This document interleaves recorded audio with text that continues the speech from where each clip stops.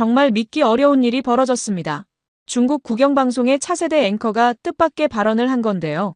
중국이 진짜 강해지기 위해서는 신뢰를 먼저 배워야 합니다. 이 한마디가 중국 SNS는 물론 전 세계 중국 커뮤니티가 발칵 뒤집혔습니다.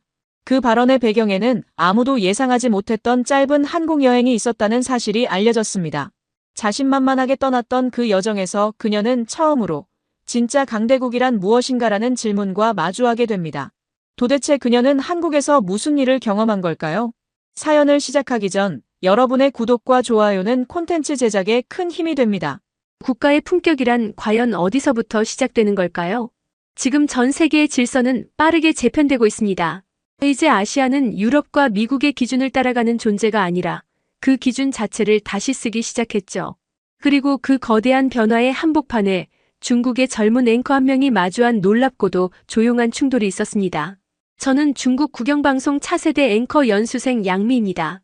어린 시절부터 방송에 관심이 많았고 고등학교 때부터 미디어와 언론의 세계를 꿈꿨죠. 중국 최고의 방송대학교를 수석으로 졸업하고 그 후 바로 국영방송 연수 프로그램에 선발됐습니다. 정말 치열한 경쟁을 뚫은 거라 자부심이 컸어요. 특히 저희 부모님은 외교부에서 오래 근무하셨던 분들이라 어릴 때부터 늘 이런 말을 들으며 자랐습니다. 중국은 세계의 중심이다. 너는 그 중심을 대표할 아이가 돼야 한다. 그 말이 지금의 저를 만들었어요. 그래서 저는 늘 당당했죠. 그리고 솔직히 말하면 주변 국가들에 대해 조금은 우쭐한 마음도 있었습니다. 특히 한국 같은 나라는 예전엔 중국의 영향을 많이 받았던 곳 아니겠어요? 문화든 역사든 늘 우리 그림자 안에 있다고 생각했으니까요. 그런 제가 이번에 유럽 미디어 견학 프로그램에 선발되었고 한국 방송인 연수생들과 함께 파리로 출장을 가게 됐어요. 공항에서 처음 이주연이라는 한국팀 막내 연수생을 봤을 때 그 밝은 표정이 인상적이긴 했지만 솔직히 그렇게 신경 쓰이진 않았습니다. 우리는 그들보다 더 큰 나라, 더 큰 미디어를 가지고 있으니까요. 출국 당일 베이징 수도공항에서 제 손에는 붉은색 중국 여권이 들려 있었죠. 번쩍이는 금색 국장이 눈에 들어오자 왠지 모르게 어깨가 펴지더군요. 이 여권 하나면 어디든 떳떳하게 다닐 수 있지. 저는 그렇게 생각했습니다. 비행기 안에서 저는 계속 상상했어요. 파리 공항에 도착하면 자동 입국 심사대를 지나고 프랑스 공영방송의 기자들이 저희를 취재하러 나와 있을지도 모른다고요. 왜냐하면 중국은 세계 2위의 경제대국이니까요. 게다가 저는 그 중국의 대표 연수생 아닙니까? 이번 출장에서 제 모습을 제대로 보여주면 본사 뉴스 진행자 발탁도 멀지 않았다고 믿었죠. 하지만 파리 도착 직후 그 모든 자신감은 천천히 흔들리기 시작했습니다. 비행기 문이 열리고 우리는 줄지어 입국장으로 향했어요. 한국팀 연수생들은 줄도 서지 않고 자동심사대로 빠르게 이동하더군요. 반면 저는 긴 줄 끝에 서야 했습니다. 뭐 그래도 외국이니까 그럴 수도 있지 싶었죠. 그런데 줄은 꼼짝도 하지 않았고 앞 사람들 얼굴엔 점점 짜증이 늘어나기 시작했어요. 저는 손에 들고 있던 여권을 다시 확인했습니다. 분명 외교부 코드가 찍혀 있는데 왜 이게 안 통하지? 속으로는 걱정이 들었지만 겉으론 최대한 침착해 보이려고 애썼어요. 그러나 제 차례가 오고 나서 생각지도 못한 상황이 벌어졌죠. 입국 심사관은 제 얼굴을 보고 아무 말 없이 여권을 다시 넘겼고 잠시 후 차가운 목소리로 말했습니다. 추가 인터뷰가 필요합니다. 이쪽으로 오세요. 그 순간 저는 속으로 중얼거렸어요. 뭐지? 이게 말이 되나? 제가 중국 국영방송의 앵커 후보라는 사실을 말해도 표정 하나 안 변하는 그 심사관을 보며 머릿속이 멍해졌습니다. 그리고 그때 자동심사대를 웃으며 빠져나가는 이주연의 모습이 눈에 들어왔어요. 작은 체구의 한국 연수생이 제 옆을 스쳐 지나가면서 잠깐 저를 봤습니다. 그 눈빛이 어쩐지 부럽다가 아니라 당연하다는 듯 느껴졌어요. 그제야 저는 제 손에 쥔 이 붉은색 여권이 오히려 나를 맡고 있다는 생각이 들기 시작했습니다. 추가 인터뷰라는 이름의 별도 심사를 거치고 나서야 저는 프랑스 땅을 밟을 수 있었어요. 30분이 넘는 시간 동안 묻고 또 물었죠. 방문 목적, 체류 기간, 숙소 정보, 항공권 확인. 심지어 중국에서의 직업까지 물었습니다. 중국 국영방송 소속이라고 했더니 오히려 더 의심하는 눈치였어요. 공항을 빠져나오니 한국팀 모두가 기다리고 있었습니다. 일행을 기다리는 당연한 예의겠지만 그 순간 왠지 모를 열등감이 치밀었어요. 그리고 한국팀 막내 이주연이 제게 다가왔죠. 양미 씨, 괜찮으세요? 많이 기다렸네요. 저는 아무렇지 않은 척 대답했습니다. 별일 아닙니다. 그냥 일상적인 질문이었어요. 그렇게 말했지만 마음 한구석이 불편했죠.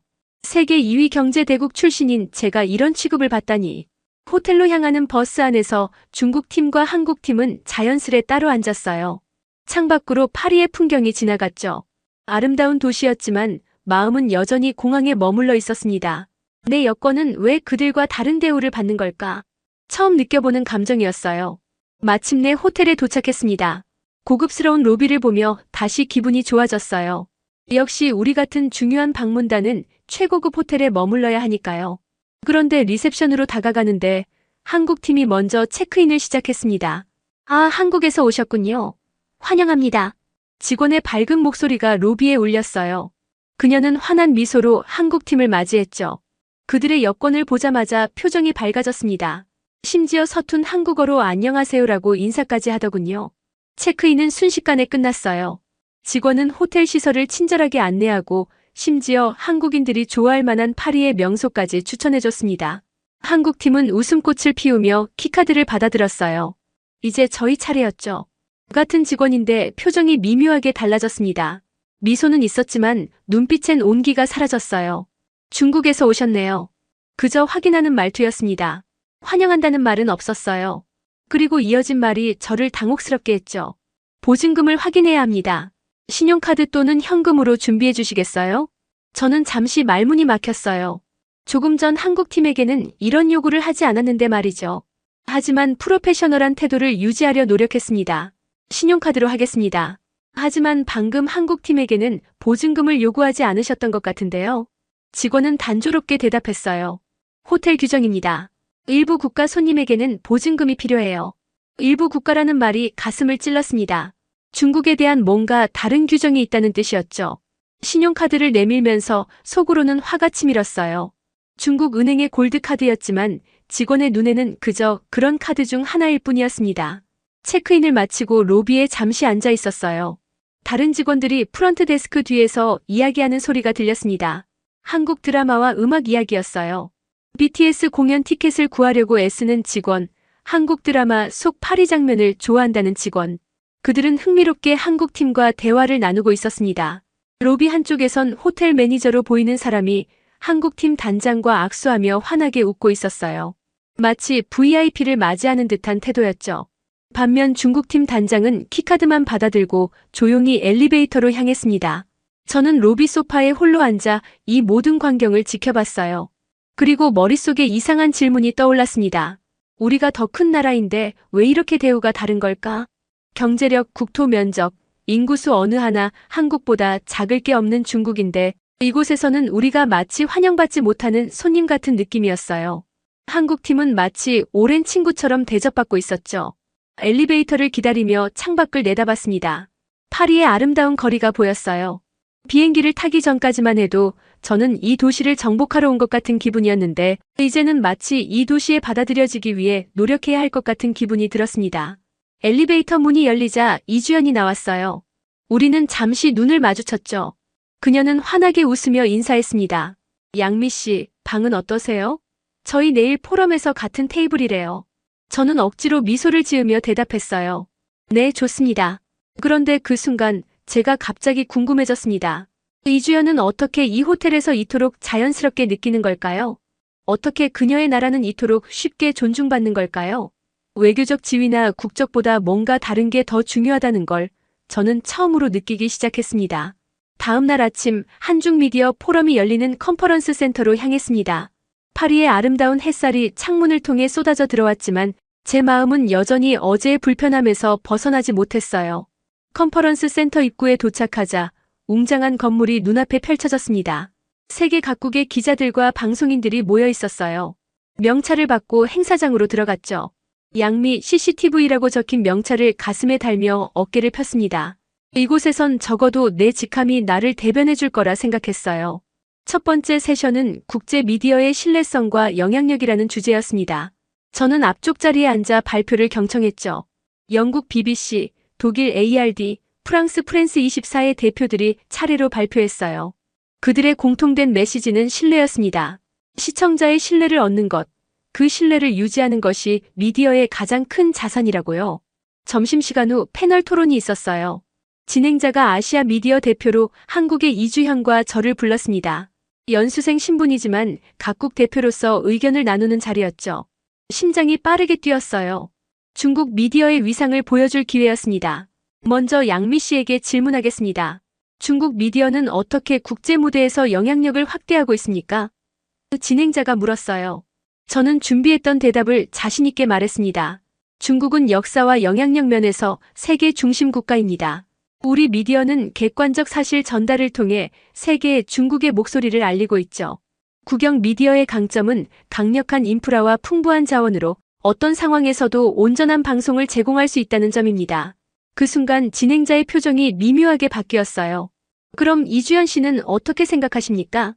한국 미디어의 국제적 영향력에 대해 말씀해 주세요. 이주연은 차분하게 말했습니다.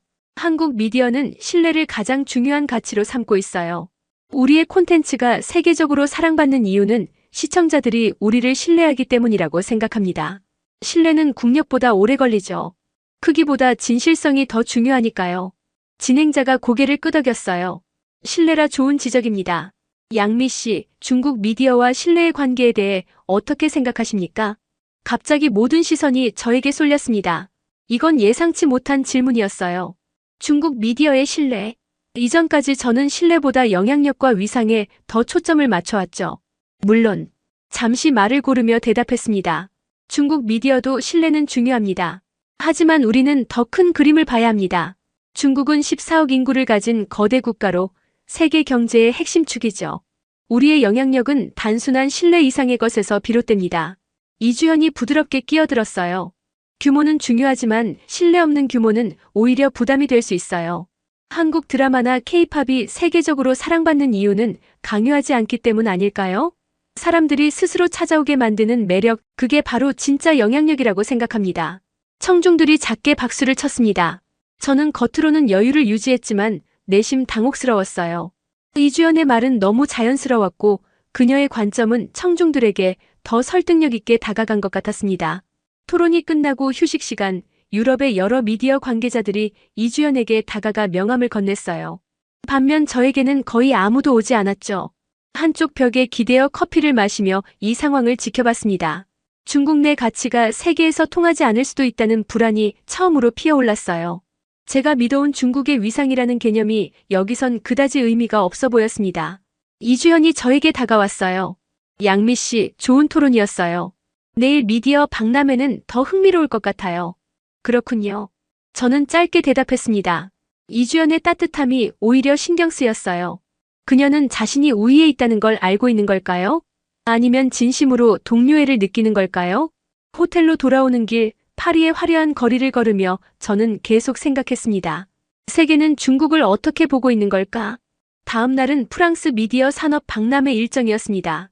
호텔 조식을 먹으며 어제의 토론을 계속 떠올렸어요. 이주연의 말이 자꾸 머릿속을 맴돌았죠. 신뢰는 국력보다 오래 걸려요. 그 말의 의미를 완전히 이해할 수는 없었지만 묘하게 가슴에 남았습니다. 박람회장은 파리 북부의 거대한 전시관이었어요. 세계 각국의 미디어 기업들이 자신들의 기술과 콘텐츠를 선보이고 있었죠. 입구에 들어서자마자 화려한 조명과 웅장한 규모에 압도됐습니다. 중국과는 입구에서 가장 가까운 곳에 자리 잡고 있었어요. 대형 스크린과 최신 방송 장비들이 눈길을 끌었죠. 우리 중국팀 부스는 크고 화려했습니다. 중국의 5G 방송 기술, AI 앵커, 초고화질 영상 시스템을 전시했어요. 저는 부스 안에서 방문객들에게 중국 미디어의 발전상을 설명하는 임무를 맡았습니다. 이제 세계가 중국 미디어의 힘을 볼 차례야. 그렇게 생각하며 자신감 있게 서 있었죠. 그런데 기대와 달리 우리 부스를 찾는 방문객은 그리 많지 않았어요. 사람들은 대부분 멈춰서서 잠깐 구경하다가 질문 없이 지나갔습니다. 반면 전시장 중앙에 있는 한국관은 사람들로 북적였어요. 그곳에서 들려오는 웃음소리와 박수소리가 부러웠죠. 1시간쯤 지났을까 서양인 기자로 보이는 남성이 우리 부스에 다가왔습니다. 그는 프랑스 지역 방송국 소속이라고 자신을 소개했어요. 중국의 미디어 기술은 정말 인상적입니다. 특히 AI 앵커 기술이요. 한 가지 질문이 있는데 이런 첨단 기술이 어떻게 중국 내 언론의 자유와 공존하나요?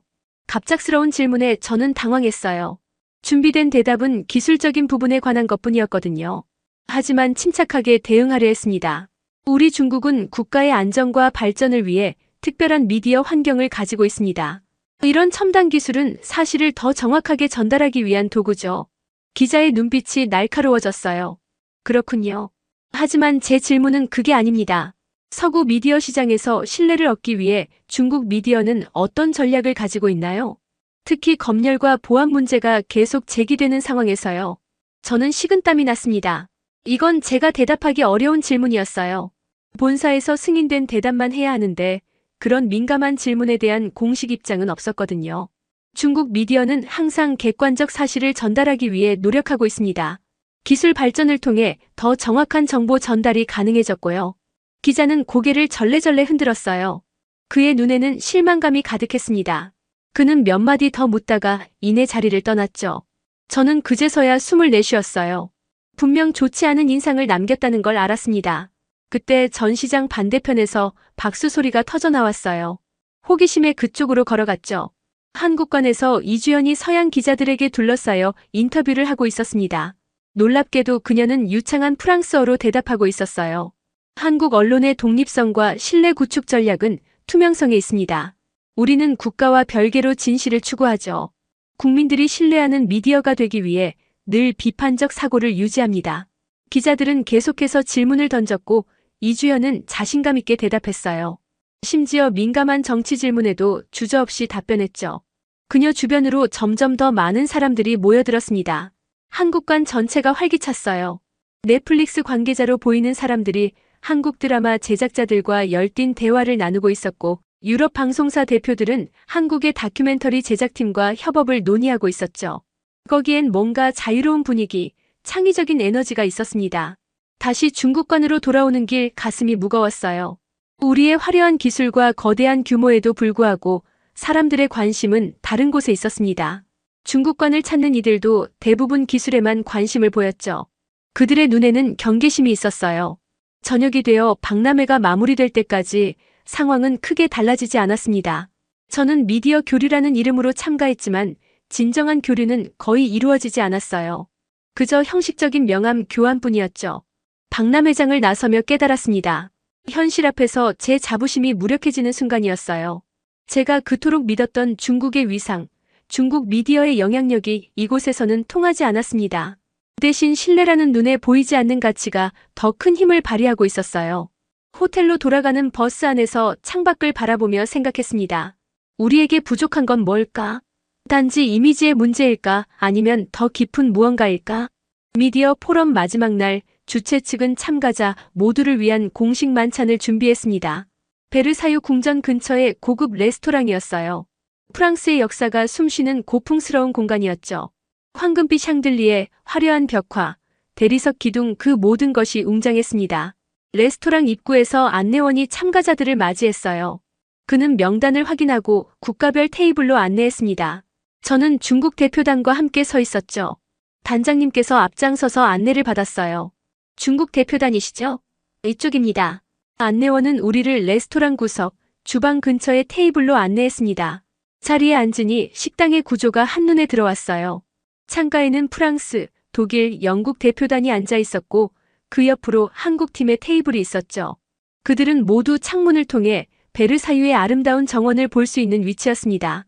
반면 우리 테이블은 주방 옆이라 소음도 심했고 다른 참가자들과 교류하기도 어려운 위치였어요. 단장님의 얼굴이 굳어졌죠. 저도 불편함을 느꼈습니다. 세계 2위 경제대국인 중국이 이런 취급을 받다니. 단장님이 안내원에게 말했어요. 다른 자리로 바꿀 수 있을까요? 우리도 창가 쪽이 좋겠습니다. 안내원은 미안한 표정으로 대답했습니다. 죄송합니다만 모든 자리는 미리 배정되어 있습니다. 규정상 변경이 어렵습니다.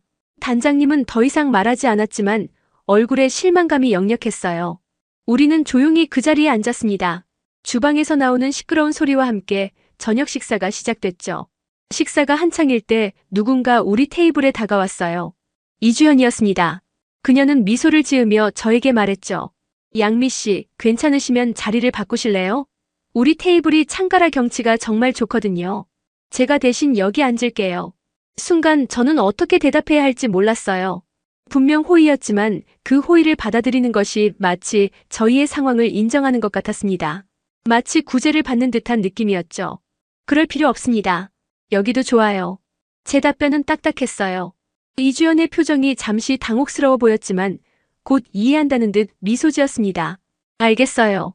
하지만 나중에 마음이 바뀌시면 언제든 말씀하세요.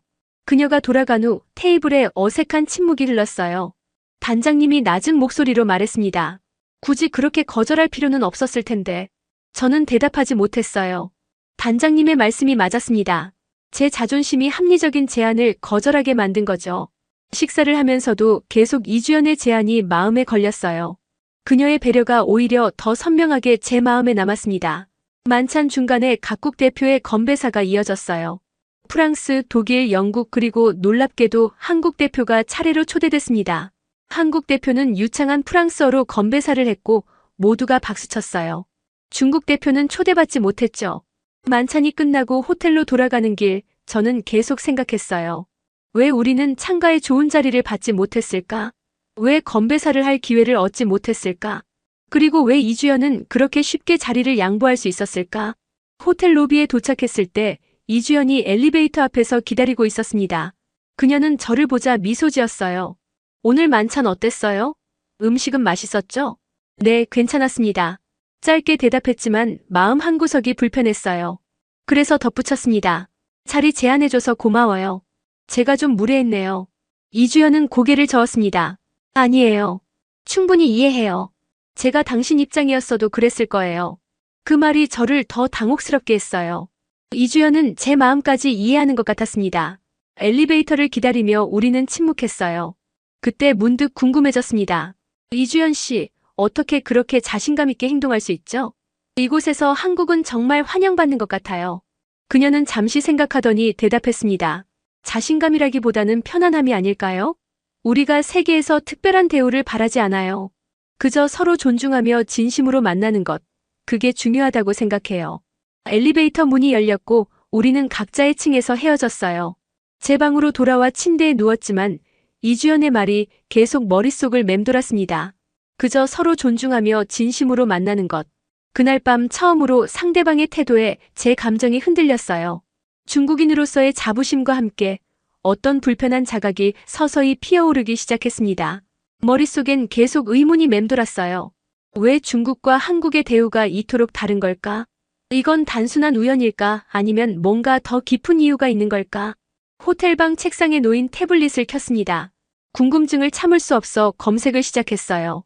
처음엔 단순한 비교였죠. 중국 여권 무비자 국가, 한국 여권 무비자 국가.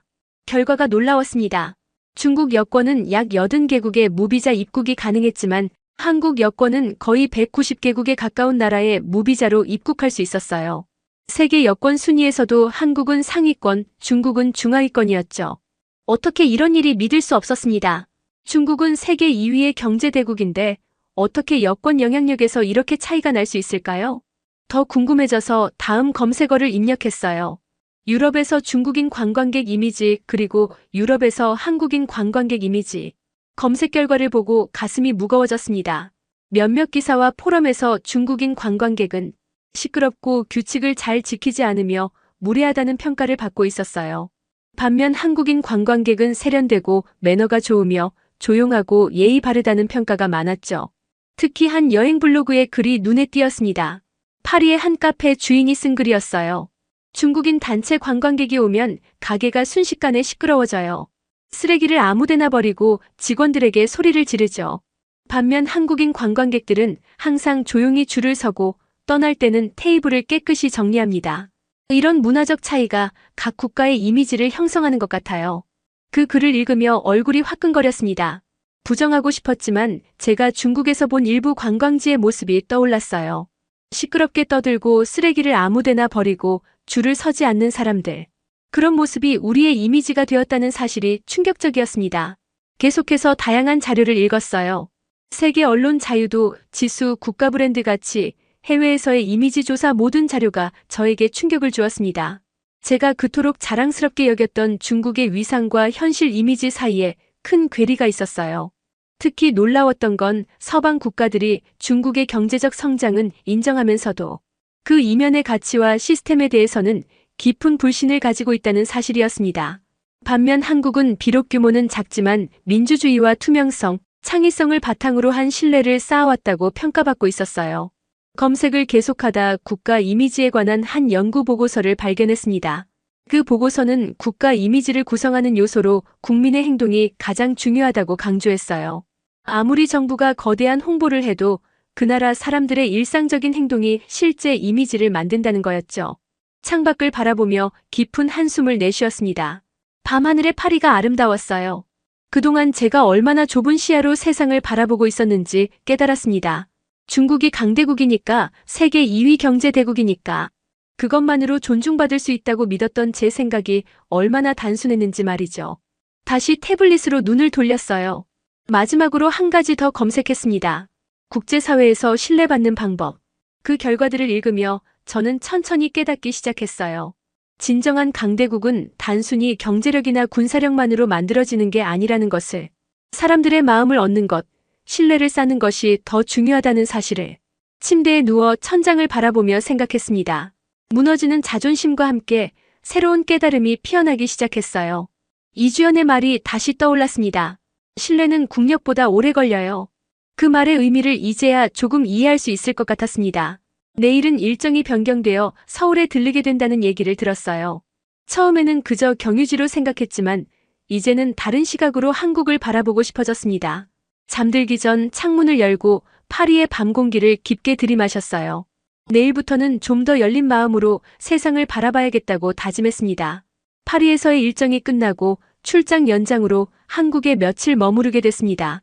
처음엔 불필요한 일정이라고 생각했지만 어젯밤 검색을 통해 알게 된 사실들 때문에 오히려 기대가 생겼어요. 한국이라는 나라, 그리고 그 사회는 과연 어떤 모습일까? 이주연이 그토록 자신있게 말했던 신뢰는 어디서 오는 걸까? 인천공항에 도착하자마자 놀라움의 연속이었습니다. 입국장에서부터 직원들은 따뜻한 미소로 저를 환영했어요. 더 놀라운 건 한 직원이 중국어로 먼저 저에게 말을 걸었다는 점이었죠. 니하오. 처음 방문하셨나요? 도움이 필요하시면 언제든 말씀해주세요. 파리에서의 경험과 너무 달랐습니다. 여기선 제 국적이 문제가 아니라 오히려 배려의 대상이었어요. 입국 수속도 빠르고 친절했고 아무도 저를 의심스러운 눈으로 바라보지 않았습니다. 공항에서 서울 시내로 향하는 열차에 탑승했어요. 차내는 조용했죠. 사람들은 각자 휴대폰을 보거나 가볍게 대화를 나누고 있었지만 시끄럽지 않았습니다. 모두가 헤드폰을 끼거나 작은 목소리로 이야기했어요. 그 질서 있는 모습이 인상적이었습니다. 서울역에 도착하고 나서 지하철로 갈아탔어요. 지하철 내부는 놀라울 정도로 깨끗했습니다. 바닥에 쓰레기 하나 없었고 벽면은 반짝반짝 빛났어요. 좌석에 앉아있는 사람들은 노약자석을 철저히 비워두었고 서로 배려하며 승하차했습니다. 한 노인이 탑승하자 즉시 한 젊은이가 자리에서 일어났어요. 그 모습이 너무 자연스러워 보였습니다. 강요된 규칙이 아니라 마치 내면화된 예의처럼 느껴졌죠. 호텔에 도착해 체크인을 하는데 프론트 직원이 저를 보자마자 환하게 웃었습니다. 중국에서 오셨군요. 환영합니다. 그리고는 호텔 주변 관광지와 맛집을 친절하게 안내해 주었어요. 파리에서처럼 보증금을 요구하지도 않았습니다. 방에 짐을 풀고 잠시 쉰 후 저녁 식사를 위해 밖으로 나갔어요. 밤 9시가 넘었는데도 거리는 밝고 안전해 보였습니다. 여성들이 혼자 걷고 있어도 전혀 불안해 보이지 않았어요. 이런 밤거리의 안전함이 놀라웠습니다. 작은 식당에 들어갔어요. 처음 보는 한국 음식이었지만 직원이 영어와 중국어 메뉴판을 모두 가져와 친절하게 설명해 주었습니다. 음식을 주문하고 물 한 잔을 요청했더니 직원은 정중히 깨끗한 물과 컵을 가져다 주었어요. 그 섬세한 서비스에 감탄했습니다. 식사를 마치고 계산할 때도 직원은 밝게 웃으며 다음에 또 오세요라고 말했죠. 진심 어린 서비스가 느껴졌습니다. 다시 거리로 나왔을 때 건너편 공원에서 사람들이 모여있는 모습이 보였어요. 호기심에 다가가 보니 즉석 거리 공연이 열리고 있었습니다. 관객들은 조용히 앉아서 음악을 감상하고 있었어요. 공연이 끝나자 모두가 자리에서 일어나 주변 쓰레기를 챙기고 질서 있게 자리를 떠났습니다. 누가 시키지 않았는데도 말이죠. 호텔로 돌아오는 길 편의점에 들렀어요. 작은 공간이었지만 깨끗하게 정리되어 있었고 직원은 졸지 않고 친절하게 저를 맞이했습니다. 생수 한 병을 구매했는데 직원이 봉투를 주며 감사합니다라고 말했어요. 사소한 거래에도 정중함이 담겨 있었습니다. 호텔방으로 돌아와 창밖을 바라보며 생각에 잠겼어요. 서울의 밤거리는 반짝이는 네온사인과 현대적인 건물들로 화려했지만 그보다 더 인상적인 건 그 속에서 살아가는 사람들의 모습이었습니다. 하루 만에 제 생각이 완전히 바뀌고 있음을 느꼈어요. 이전까지 한국을 그저 작은 이웃나라로만 여겼던 제 시각이 얼마나 편협했는지 깨달았습니다. 크기와 위상은 국력의 일부일 뿐 사회의 질서와 시민의식 그리고 그로부터 비롯되는 신뢰는 또 다른 차원의 국가 경쟁력이었어요. 침대에 누워 오늘 본 서울의 모습들을 떠올렸습니다. 파리에서 한국팀이 환대받던 이유가 이제 조금씩 이해되기 시작했어요. 그들은 자국에서부터 이미 신뢰를 쌓는 생활 방식과 태도를 갖추고 있었던 거죠. 서울에서의 마지막 날, 이주현과 강남의 한 카페에서 만나기로 했습니다. 창가 자리에 앉아 그녀를 기다리며 거리를 내다봤어요. 질서 있게 길을 건너는 사람들, 깨끗한 보도, 규칙적으로 움직이는 버스들. 불과 며칠 전만 해도 이런 모습이 특별하게 느껴지지 않았을 텐데 지금은 모든 것이 새롭게 보였습니다. 양미 씨, 오래 기다리셨어요? 이주현이 밝은 미소로 인사하며 자리에 앉았어요. 파리에서 만났을 때와 달리 이번에는 그녀를 바라보는 제 시선이 달라져 있었습니다. 더 이상 작은 나라의 방송인이 아니라 존경할 만한 동료로 보였어요. 아니요, 방금 왔어요. 서울은 정말 아름다운 도시네요. 이주연은 환하게 웃었습니다. 마음에 드셨다니 다행이에요. 파리에서 돌아오신 후 어떠셨어요? 저는 잠시 침묵했다가 솔직하게 말했어요. 많은 생각을 했습니다. 파리에서의 경험이 제 생각을 많이 바꿔놓았어요. 어떤 점에서요? 제가 중국의 크기와 경제력만 보고 있었다는 걸 깨달았어요. 하지만 세계는 그것보다 다른 가치를 더 중요하게 여기더군요. 특히 한국에 와서 보니 그 차이가 더 분명하게 느껴졌습니다. 이주연은 고개를 끄덕였어요. 양미 씨가 그렇게 생각하시다니 놀랍네요. 사실 크기나 힘은 중요하지만 그것만으로는 충분하지 않아요. 우리 한국도 오랜 시간 노력해왔습니다. 커피를 마시며 이야기를 나눴어요. 이주연은 한국이 어떻게 국제사회에서 이미지를 개선해왔는지, 어떻게 시민의식을 높여왔는지 설명해 주었습니다. 정부의 정책도 중요했지만 무엇보다 개개인의 의식 변화가 큰 역할을 했다고 했어요. 양미 씨, 기억하세요. 기술은 따라잡을 수 있지만 신뢰는 쌓는 데 시간이 걸리죠. 우리도 처음부터 잘했던 건 아니에요. 수많은 실수와 반성의 과정이 있었습니다. 그 말에 처음으로 진심 어린 표정으로 고개를 끄덕였어요. 더 이상 자존심이나 우월감을 내세울 필요가 없었습니다. 오히려 배울 점을 솔직히 인정하는 것이 더 자연스럽게 느껴졌어요. 사실 저는 항상 중국이 세계의 중심이 될 것이라고 생각했어요. 그런데 이제 깨달았습니다. 진정한 강대국은 경제력만으로 만들어지는 게 아니라는 걸요. 이주연은 따뜻한 눈빛으로 바라봤습니다. 각 나라마다 강점이 있어요. 중국의 역사와 문화적 깊이는 정말 대단합니다. 그걸 바탕으로 새로운 가치를 만들어간다면 분명 세계가 더 존경하는 나라가 될 거예요. 그녀의 말에 가슴이 따뜻해졌습니다. 비판이나 조롱이 아닌 진심 어린 격려였으니까요. 우리는 한국과 중국의 미디어 발전, 문화 교류에 대해 더 많은 이야기를 나눴어요. 처음으로 대등한 관계에서 솔직하게 소통하는 기분이었습니다. 헤어질 시간이 되자 이주연이 말했어요. 다음에 한국에 방문할 기회가 있으면 꼭 연락주세요. 물론이죠. 그때는 제가 더 나은 방송인이 되어 있을 겁니다. 이주현과 헤어진 후 인천공항으로 향하는 길에 창밖 풍경을 바라봤어요. 질서 있는 교통, 깨끗한 거리, 친절한 사람들. 이 모든 것이 한국의 국격을 만들어가고 있었습니다. 비행기에 오르면서 생각했어요. 중국도 이런 모습을 보여줄 수 있을까? 우리도 경제력 외에 세계가 존중하는 가치를 만들어낼 수 있을까? 베이징 공항에 도착했을 때 갑자기 모든 것이 새롭게 보였습니다. 시끄럽게 떠드는 사람들, 줄도 서지 않고 앞으로 나서는 승객들, 바닥에 무심코 버려진 쓰레기들. 전에는 눈에 들어오지 않았던 모습들이 이제는 너무도 선명하게 보였어요. CCTV 연수센터로 돌아와 출장 보고서를 작성했습니다. 공식 보고서에는 미디어 포럼의 내용과 기술적 교류에 대해서만 서술했어요. 하지만 그 마지막 페이지, 개인 소감을 적는 란에 저는 조용히 한 문장을 적었습니다. 중국이 진짜 강해지기 위해서는 신뢰를 먼저 배워야 합니다. 그날 저녁 창밖의 베이징 야경을 바라보며 다짐했어요. 제가 먼저 변화해야 한다고. 그리고 언젠가 앵커가 된다면 단순히 국가의 위상만 내세우는 것이 아니라 진정한 신뢰를 쌓는 중국의 모습을 세계에 보여주고 싶다고. 이 여정은 저에게 단순한 해외 출장이 아니었습니다. 삶을 바꾸는 깨달음의 순간이었어요. 국격이란 무엇인지, 진정한 강대국은 어떻게 만들어지는지, 처음으로 그 의미를 온전히 이해한 것 같았습니다. 제 책상 위에는 이주연이 준 작은 선물이 놓여 있었어요. 한국 전통 책갈피였습니다.